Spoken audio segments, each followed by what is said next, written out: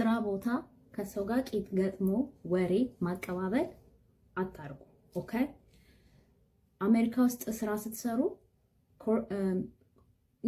ኦፊስ ፖለቲክስ፣ ኮርፖሬት ፖለቲክስ ኢዝ ፓርት ኦፍ ኢት፣ አብሮ ነው የሚመጣው። ነገር ግን እናንተ ብልጥ ከሆናችሁ እሱን ለራሳችሁ መጠቀም መቻል መማር አለባችሁ። ኦኬ።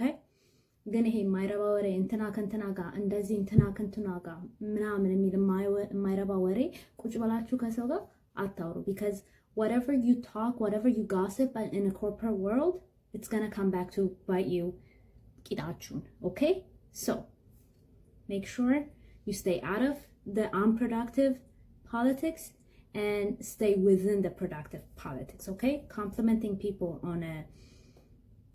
on what a good job they did, making sure you were የሰራችሁትን ነገር አካምፕሊሽመንታችሁን ለየሰው እየተናገራችሁ እንደሆነ making sure you're communicating that with your boss። በስርዓቱ communicate ማድረግ ተማሩ and concise and effective communication is key. Okay, you're welcome. If you need more help, join my free community, link in bio.